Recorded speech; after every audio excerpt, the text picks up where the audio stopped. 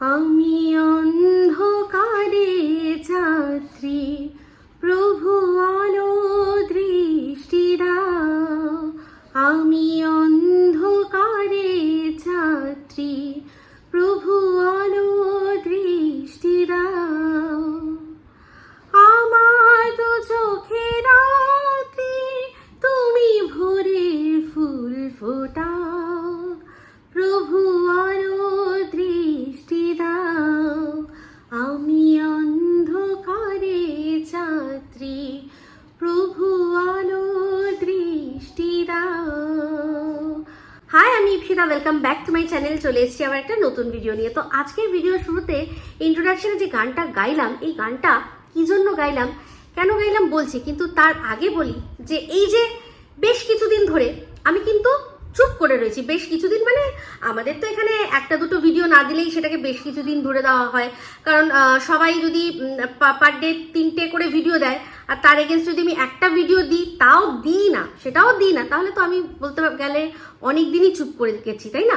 তো সেরকম অনেক দিন ধরে চুপ করে রয়েছি, কিন্তু তার সত্ত্বেও আমাকে খোঁচা দেওয়া হচ্ছে। তার কারণটা কি? কারণ আমি বেশ কিছু উচিত কথা বলে ফেলেছি, উচিত প্রশ্ন করেছি, যে প্রশ্নগুলোর উত্তর দেওয়া যায় না, দর্শকদের সেই উত্তরগুলো দেওয়া যাবে না।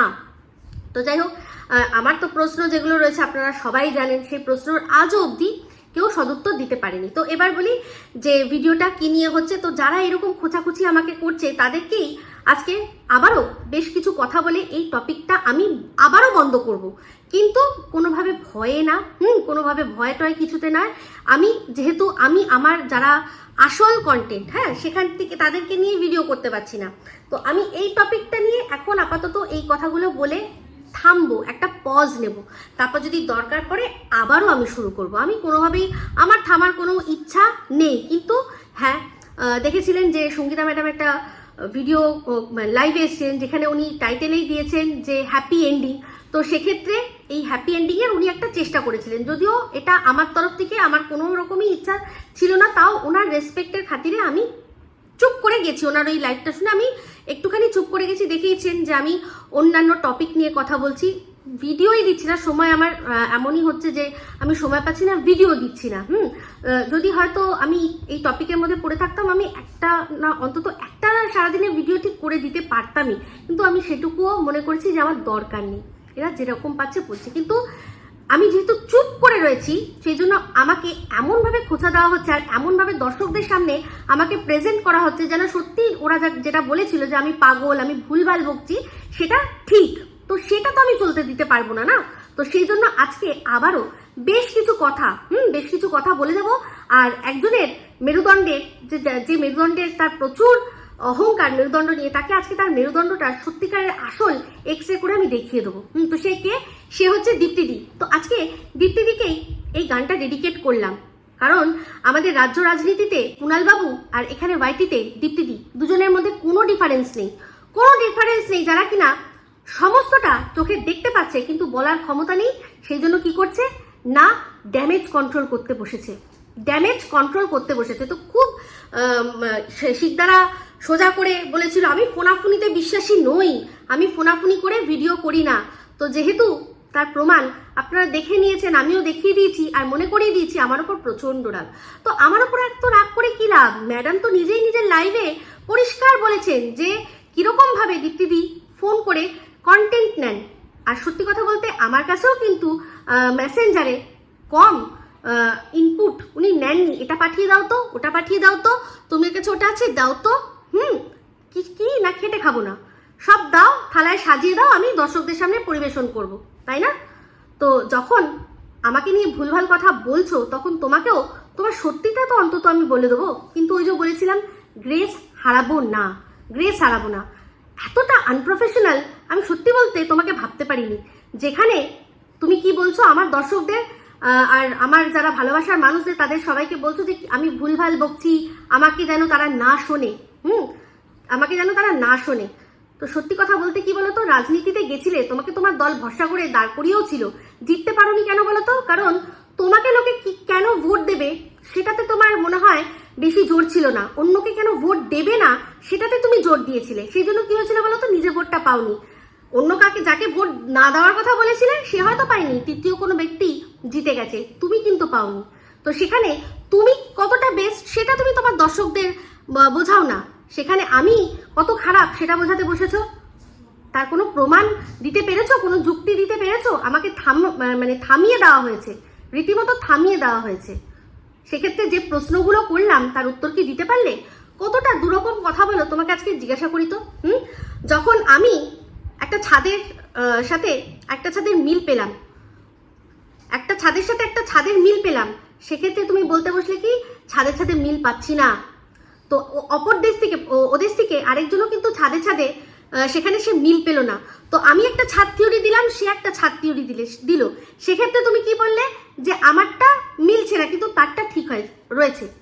এরকম সেম যখন একজন বলছে সিক্রেট রুম রয়েছে ওই দেশ থেকে, সেই যে ছাদের থিওরি দিয়েছে সে বলছে সিক্রেট রুম আছে, আর এদেশ থেকে একজন বলছে সিক্রেট রুম নেই, সেখানে দুটো থিওরি, সেখানে তুমি কি বলে দুজনের থিওরি দিয়েছে, আমি ওখানে কিছু বলতে পারবো না। কিন্তু যখন আমি থিওরি দিলাম, ছাদ থিওরি দিলাম, সে আরেকজন ছাদ থিওরি দিল, দুজন ছাদ থিওরি দিল, সেখানে কিন্তু তুমি আমারটা নাকচ করলে যে না ওরটা হচ্ছে না। কিন্তু এখানে দুটো থিওরি দিয়েছে, আমি জিজ্ঞাসা করলাম তোমাকে যে তাহলে বলো কে ঠিক বলছে, সিক্রেট রুম আছে না সিক্রেট রুম নেই, সেক্ষেত্রে তুমি কি বললে তোমার মেরুদণ্ডে এতটা ক্ষমতা হলো না যে বলার যে কে ঠিক বলছে আর কে ভুল বলছে। সেক্ষেত্রে তুমি কি বললে যে দুজন দুটো থিওরি দিয়েছে, আমি সেটা নিয়ে বলতে চাই না, আমি সেটা নিয়ে বলতে চাই না। বাহ, এই তোমার মেরুদণ্ডের পাওয়ার, হ্যাঁ এই তোমার মেরুদণ্ডের পাওয়ার। আমি যেটা যে ছাদ থিওরিটা সেটাকে নাকচ করার জন্য তোমার মেরুদণ্ড একদম সোজা হয়ে গেল, আর যেখানে সিক্রেট রুমে দুজন দুটো থিওরি দিল সেখানে তুমি বলে দর্শকরা বিচার করবে কে ঠিক কে ভুল। তো আমার ক্ষেত্রেও দর্শককে বিচার করতে দিতে, কিন্তু না, ওই যে কি বলবো স্পেশাল না, স্পেশাল মেরুদণ্ডের স্পেশাল ঠেকনা পড়েছে, সেই জন্যই আজকে এরকম অবস্থা হচ্ছে। আজকে চিন্তা করো তো তুমি কি বললে, তুমি আজকে আমি দেখলাম একটা লাইভে তুমি বলছিলে যে আমি এদিক ওদিক ঘুরিয়ে সুরিয়ে সেই রিমকে বলেছে 49। তো কদিন আগে যখন মিসেস মজুমদার বসে বসে যখন রিম ওই কেসটা করতে চাইছিল না, তখন যে বসে বসে ওর 49 কোথায় কোথায় চুলকানি কি সেগুলো যখন বললো, তখন বলতে পারলে যে এটা বলা উচিত হয়নি, এটা বলা উচিত হয়নি, আমার কি ওরকম ভাবে বলা উচিত ছিল, তাহলে ঠিক ছিল নাকি? সেক্ষেত্রে রিম যখন তার বরের মহানতা দেখাতে এসছে আর আমার বরকে ছোট করতে এসছে, তো সেক্ষেত্রে বলে দেবো না এই কথাটা, ওর বর এখানে না এসে ভিডিওর সামনে না বসে মহান, আর আমার বর আমার জন্য ভিডিওর সামনে এসে সে কি তার কোনো কাজ নেই। তো সেক্ষেত্রে এটা বলে দেওয়া আমার কর্তব্য নয় যে তোমার বর যদি আসবে কোন মুখ নিয়ে, যেই মুখে ভিডিও করবে সেখানেই তো লোকে যদি লেখে যে বুঝলাম দাদা আপনি খুব ভালো কথা বলছেন, কিন্তু আপনি বলুন যে আপনার বউ কেন 49 রুপিজের রিচার্জ চেয়েছে, যদি এটা বলে তার কি মুখটা থাকবে? কথাটা কি ভুল বলেছি? যখন একজন বলল মিসেস মজুমদার যখন কদিন আগে পুরো ভরা বাজারে রিমকে রীতিমতো কাপড় পরালো আর খুললো আর পরালো, তখন কিছু বলতে পারলে না? তখন তোমার মেরুদণ্ডটায় কি হয়েছিল, একটু মোচকা এসে গেছিল? যখন বলেছি না যে শোনার ক্ষমতাও রাখবে, ভুল ভাল কথা বলে চলেছ আমার সম্পর্কে, আমি চুপচাপ শুনছি বলে, তাই না? শুনছি বলে কি বলে তুমি একটা তোমার লাইভের মধ্যে কি বলছিলে, ও আগে ওর মতো ভিডিও করতো একটা ছিল, তারপর আবার এখানে এলো। কার কাছে এসছি গো, কার কাছে এসছি? না ওই গ্রুপে আমি গেছি, না এখানে কারোর কাছে আমি গেছি? আমি তখনও ইন্ডিভিজুয়াল ছিলাম, হ্যাঁ কাউকে ভালো লাগতো, কারোর কথা মনে হতো সাপোর্ট করেছি, তারপরেও যাকে মনে হয়েছে সাপোর্ট করেছি। পরবর্তীকালেও যদি আমার কাউকে মনে হয় আমি সাপোর্ট করব। এখানে দল কোথায় দেখতে পেলে তুমি? যদি তুমি এখানে মানে অদৃশ্য দল দর্শকদের দেখাও, তাহলে কিন্তু তুমিও সেই দলে চলে আসবে। অবশ্য তোমার আর লোকানোর কোনো জায়গা নেই যা দেখতে পাচ্ছি। সেক্ষেত্রে পরিষ্কারই বলে দিয়েছি ভিডিও করে যে এখানে ওয়াইটিতে কোনো বন্ধু নেই, কোনো বন্ধু বান্ধব কিছু নেই, সমস্তটাই কি না আমাদের প্রফেশনাল ব্যাপার, কাজের জায়গা। যেটা সত্যি দেখবো সেটা সত্যি বলবো, যেটা ভুল দেখবো সেটা ভুল বলবো, যেটা ঠিক দেখবো সেটা ঠিক বলবো। আজকে তুমি এই কথাগুলো বলতে পারলে আমাকে দিনের পর দিন? এই যে কিছুদিন আগে তোমার সাথে যখন রিমের লেগেছিল, জিজ্ঞাসা করো তো তোমার ওই রিমকে কিভাবে বুঝিয়েছি যে যাই হোক যেন তোমাকে নিয়ে কোনো রকম কোনো ভিডিও না করে, যেরকম দিদি বোনের সম্পর্ক সেটা যেন সেই গ্রেসটা যেন না হারায়। জিজ্ঞাসা করো তো, ফোন করে বলেছি কি না, মিথ্যা কথা বলছি না সত্যি কথা বলছি? যদি মানে এই ওয়াইটির এই কন্টেন্টের জন্য তোমরা এখনো মানে রীতিমতো নিজেদের বিবেক না বিক্রি করে দিয়ে থাকো, তাহলে বলো তো দিনের পর দিন ওই মিসেস মজুমদার একটার পর একটা মিথ্যে কথা বলে যাচ্ছে বানিয়ে বানিয়ে।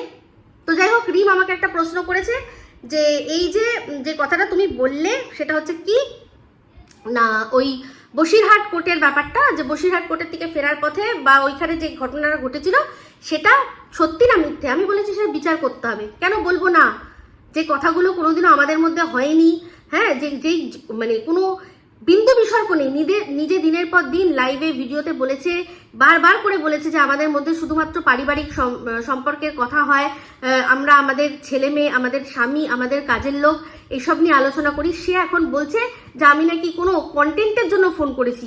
কোন কন্টেন্টের জন্য ফোন করে কোন কন্টেন্টটা করেছি সেটা একটু বলতে বলো তো, যে এই ভিডিওটা তুমি আমার কন্টেন্ট দেখে করেছো।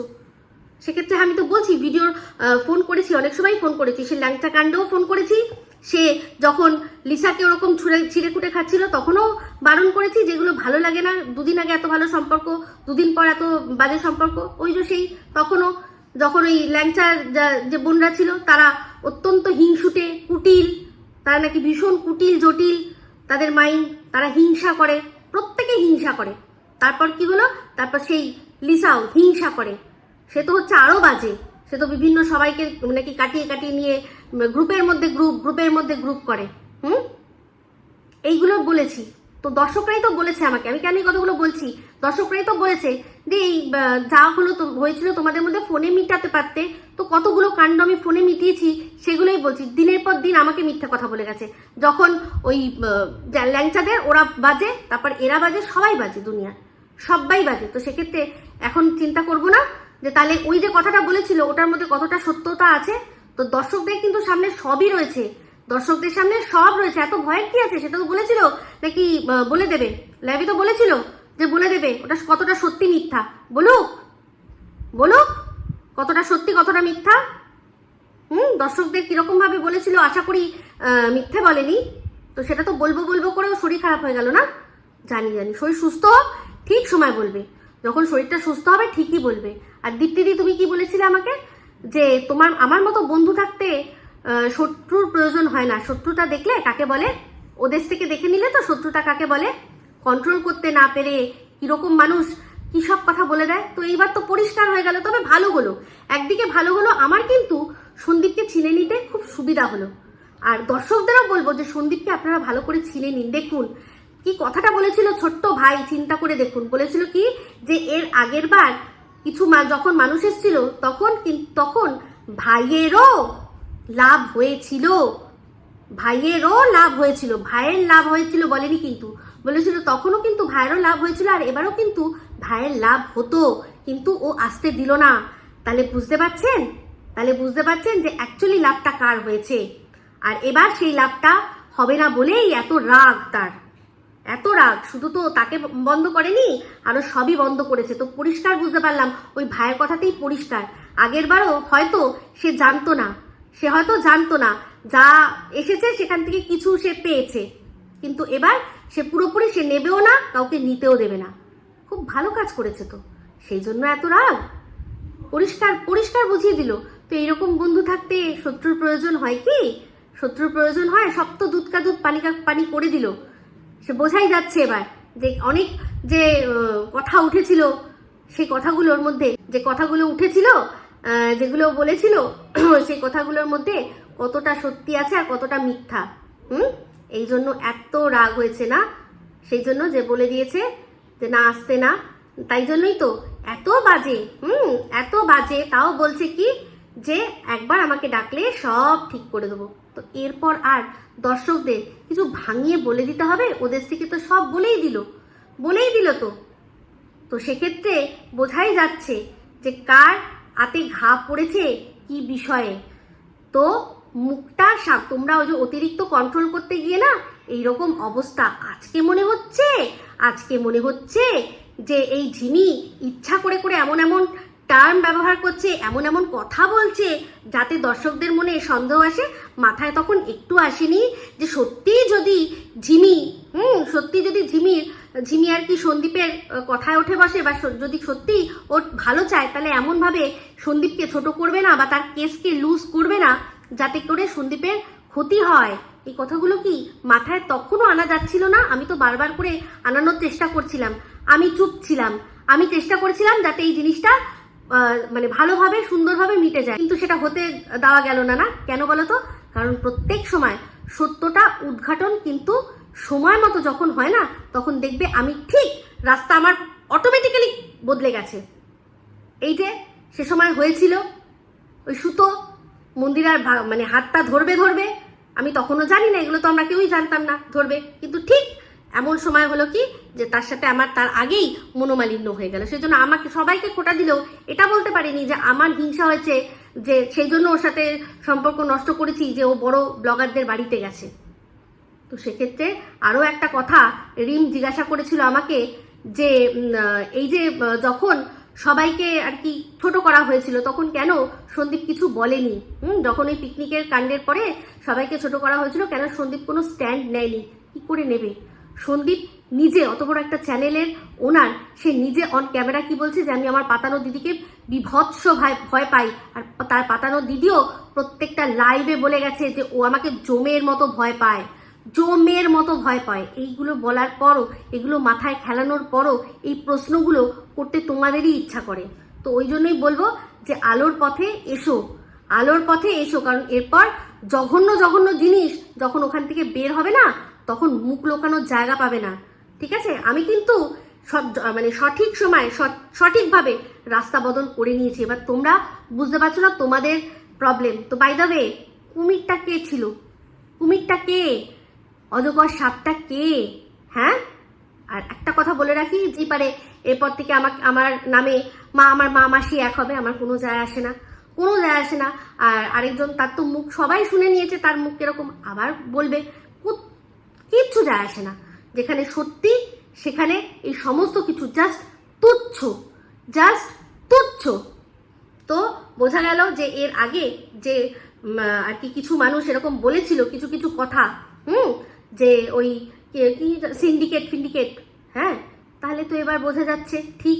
তো এবার আগের বার বোঝা গেছে যে কার হাত ধরে এসছে, সে নিজেই বলেছে যে যা হয়েছে, যেটা হয়েছে সব আমার হাত ধরে হয়েছে। এইবার হতে পারছে না, সেই জন্যই এত রাগ। বুঝতে পারি, বলেছে প্রচুর কামিয়েছি, সেই জন্য এখন কি করছি না, এখন আমার না কামালেও চলবে। এদিকে সন্দীপ খেটে খেটে মরে মরে হলেও তাকে ভিডিও দিতে হচ্ছে, দুটো চ্যানেলে ভিডিও দিতে হচ্ছে, কারণ তার ভিউজ কমে গেছে, তার ইনকাম কমে গেছে। তাহলে এবার পরিষ্কার বোঝা যাচ্ছে খেলটা আসলে কোথায়। আমি ভাই সবশেষে একটাই কথা বলবো, আমাকে যত খোঁচাবে তত কিন্তু এমন এমন কথা তুলে আমি দর্শকদের মাথায় ঢুকিয়ে দেবো, তোমাদেরই আসল মুখটা ঠিক তোমরাই বার করে নিয়ে চলে আসবে। তোমাদের আসল যে মানে সব খেলাটা না, তোমরা নিজেরাই বার করে নিয়ে আসবে। দেখো, একটা ছোট্ট প্রশ্ন করেছিলাম, সমস্তটা চলে আসবে। আর ভয় আমি পাই না, আমি ভয় পাই না। বলে দাও সবাইকে যে আমাকে না দেখতে। আমি কথা বলবো, দর্শকরা যারা সত্যিকারের কারুর কেনা গোলাম নয়, যারা কারুর কথায় পরিচালিত হয় না, তারা মানে ওই তোমাদের মুখে শুনে যে না ওখানে যাবে না, না ওখানে দেখবে না, এমনভাবে বলো যেন মনে হয় তোমাদের কেনা গোলাম তারা। যারা গোলাম হবে না, যারা সত্যি নিজের মেরুদণ্ড সোজা রেখে সত্যি কথা নিরপেক্ষতা বজায় রেখে বলতে পারে, তারা ঠিক আমার কাছে আজ না হোক কাল ফিরে আসবে। সেই দিনটার অপেক্ষায় আমি থাকবো। আর একটা কথা বলেছিলাম না, যে সন্দীপকে একা গর্তে পড়তে দেব না। খুব কষ্ট হচ্ছিল না, যে এত বড় গর্ত হয়ে গেছে, বাবারে বাবা, এবার তো আমাদের সবাইকে পড়তে হবে। পড়তে তো হবেই। তো সন্দীপকে একা সবাই মিলে ছোট্ট একটা গর্তের মধ্যে ঢুকিয়ে দেবে ভেবেছিলে, বলে সেটা হবে না। ঠিক আছে?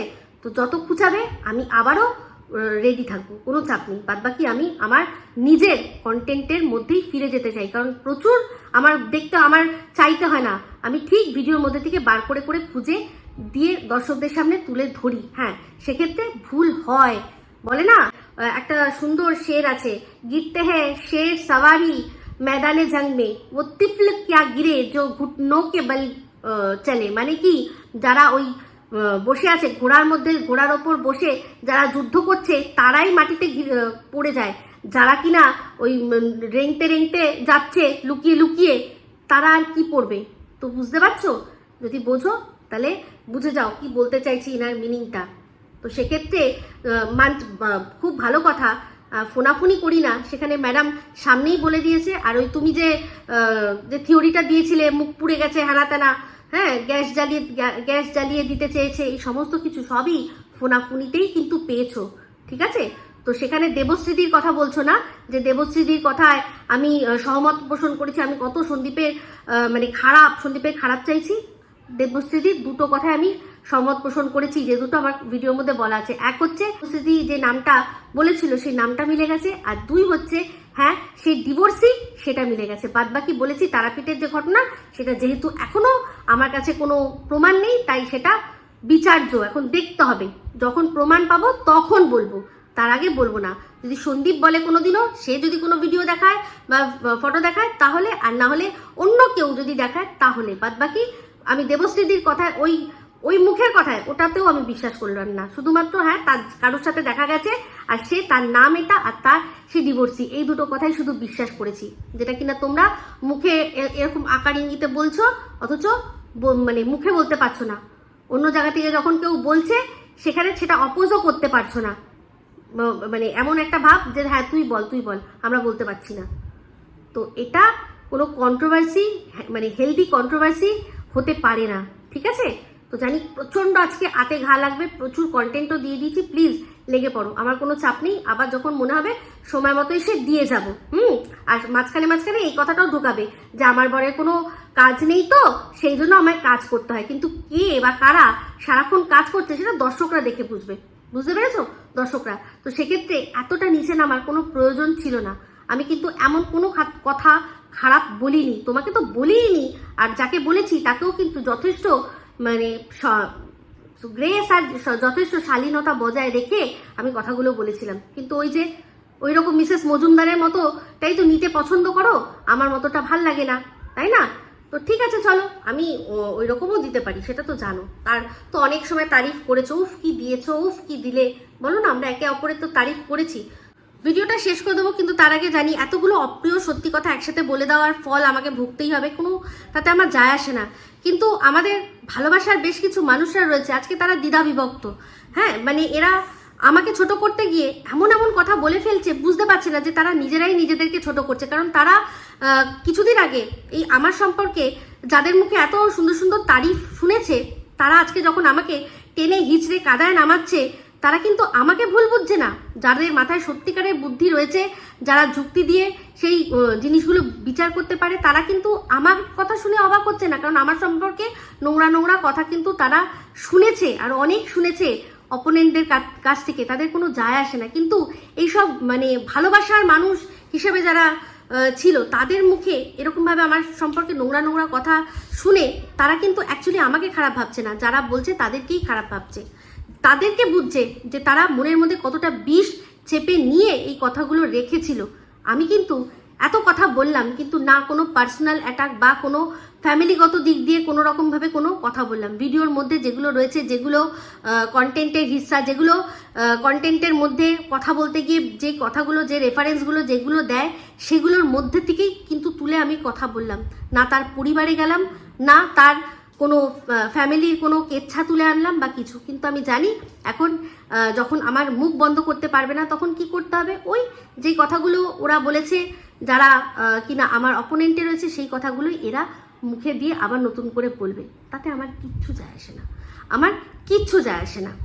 একটাই কথা বলবো যে আমি এখানে কারোর সাথে কোনো কম্পিটিশানে নেই, আমি এখানে কারোর সাথে কোনো বন্ধুত্ব নেই, আমি এখানে বন্ধুত্ব কারোর সাথেই নেই, এটা তো একদম 100% সত্যি কথা। আর শত্রুতাও কিন্তু আমার কারোর সাথে নেই, শুধুমাত্র যারা আমার সন্তানের জন্ম পরিচয় নিয়ে টেনেছে কথা বলেছে, তাদের ছাড়া আমার এখানে কেউ আর কি মানে ব্যক্তিগত শত্রু নয়। তো সেক্ষেত্রে আমি একটাই কথা বলবো, কারোর সাথে আমার কোনো কম্পিটিশান নেই। আমার কম্পিটিশান আমার নিজের সাথেই। মানে আজকে এই যে ভিডিওটা বানিয়েছি, আমি এর চেয়েও আরও কত ভালো ভিডিও বানাতে পারি। আমার নিজের সাথে নিজে কম্পিটিশান। এখানে ওয়াইটিতে কারোর কোনো কন্ট্রোভার্সি ক্রিয়েটারের সাথে আমার কোনো রকম কোনো কম্পিটিশান নেই। আমি নিজেই নিজেকে চ্যালেঞ্জ দিতে থাকি যে আরও ভালো করে ভিডিও করব, আরও অল্প সময়ের মধ্যে আরও সুন্দর করে কম্প্যাক্ট করে মানুষকে বোঝাতে চাইবো, আরও নতুন নতুন তথ্য তুলে আনতে পারবো যদি ভিডিওর মধ্যে যেগুলো পাচ্ছি সেগুলো থেকে। এইটা আমার চ্যালেঞ্জ থাকে। আর আমি এই মানে জাস্ট ভিডিও টু ভিডিও করব, তার জন্য আমার না হোয়াটসঅ্যাপে গ্রুপে জয়েন করতে লাগে, না কারোর সাথে ফোনে জয়েন করতে লাগে, কোনো কিছুই আমার লাগে না, কোনো কিছুই লাগে না। সেক্ষেত্রে কেউ বলতে পারবে না যে আমি বলেছি যে আমাকে কন্টেন্ট দাও বা কন্টেন্ট রিলেটেড কিছু দাও, যেটা ভিডিওর মধ্যে যদি কারোর কিছু থাকে ডাইরেক্ট ওখান থেকে তুলে নিয়ে, যেরকম ব্লগারদের তুলি বা কোনো কন্ট্রোভার্সিরও ক্রিয়েটারদের যদি কিছু থাকে ডাইরেক্ট যেটা পাবলিক রয়েছে সেখান থেকেই তুলে নিয়ে ভিডিও করি, খাটি। সেটাও কিন্তু খাটতে হয়, সেটাও প্রত্যেকে যার ভিডিও থেকে যেটা নিচ্ছি সেটা দেখে সেটা বুঝে সেটাকে তুলে নিয়ে তারপর কাজ করতে হয়। তো সেই জন্য বলছি যে অযথা আমার পেছনে লেগে চলেছো, যাতে কি করা যায় না, আমার মুখ বন্ধ করা যায়, আমার মুখ বন্ধ করা যায়। আমি খুব মানে এমন কথা বলছি সেগুলো নেওয়া যাচ্ছে না, যেগুলোর উত্তর দেওয়া যাচ্ছে না, তাই জন্য কি আমাকে পাগল সাব্যস্ত করতে হবে, আমাকে আমার পুরো ভিউয়ার্স যে বেস রয়েছে সেটাকে নষ্ট করে দিয়ে যাতে আমার কথা কেউ নাই শোনে তার ব্যবস্থা করতে হবে। চেষ্টা করে যাও, চেষ্টা করে যাও। বলেছিলে না খুব তুচ্ছ তাচ্ছিল্য করে, আরে মহাদেবের এই কি জানো, বলেছিলে না মহাদেবের ভক্ত, তো অবশ্যই যথাসময় তার প্রমাণ পাবে। কি বলতো, এই যে তুমি কি ভুল করেছো সেগুলো আমি যে বললাম সেটাতে যতটা ভালো লাগলো তার চেয়েও বেশি ভালো লাগবে যখন তুমি নিজের মুখে বলবে যে কি ভুল করেছিলাম। বুঝতে পেরেছো কি ভুল করেছিলাম সেটা, যখন আর তুমি নিজে রিয়েলাইজ করবে। তো যাই হোক, এটুকুই বলছি, এটুকু বলে ভিডিওটা এখানে এন্ড করছি। যদি ভালো লাগে অবশ্যই লাইক শেয়ার কমেন্ট করতে ভুলবেন না, যারা চ্যানেলটা সাবস্ক্রাইব করেননি তারা সাবস্ক্রাইব করে নেবেন। সবাই ভালো থাকবেন, সুস্থ থাকবেন, আবার আসছি খুব শীঘ্রই একটা নতুন ভিডিও নিয়ে। টাটা।